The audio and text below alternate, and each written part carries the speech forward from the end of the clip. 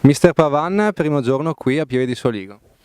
Sì, felicissimo di essere qua, felicissimo di essere tornato a trovare un vecchio amico come Loris, perché gli anni passati qua abbiamo fatto tanti ritiri con il Venezia.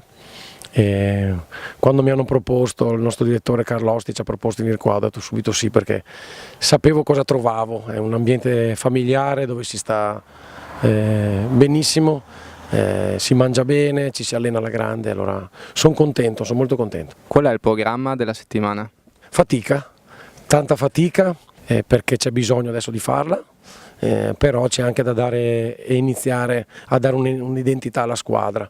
Ho già visto delle buone cose, sono molto contento, i ragazzi stanno rispondendo molto bene ai carichi di lavoro, sia fisici che tattici. Sveglia la mattina abbastanza presto, colazione, poi andiamo al campo, la seduta di allenamento che dipende poi dai programmi di lavoro, può essere corta, lunga, dipende, poi se facciamo 2 sedute una, poi i ragazzi tornano qua, si riposano, pranzano. C'è una bella seduta di riposo al pomeriggio perché c'è bisogno, l'allenamento fondamentale è il recupero, poi una merenda, secondo allenamento, cena e a letto. Si parla di giovani, ma il programma è un po' quello della prima squadra?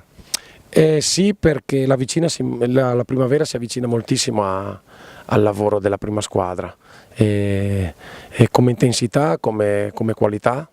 Il livello di primavera si è alzato molto, soprattutto con le regole della retrocessione l'anno scorso, allora ci si avvicina veramente, veramente tanto e tentiamo di insegnare ai ragazzi proprio questo.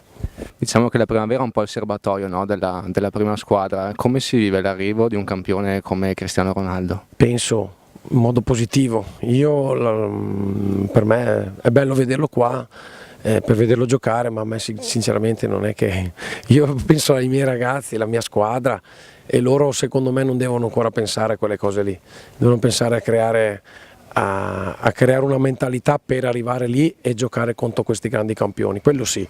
Poi l'arrivo di Cristiano Ronaldo fa bene a tutti e è un piacere vederlo qua in Italia. Abbiamo fatto una settimana a Casa Samp, una settimana tranquilla, ma il lavoro vero inizia questa settimana per tutti gli aspetti, sia tattici che fisici.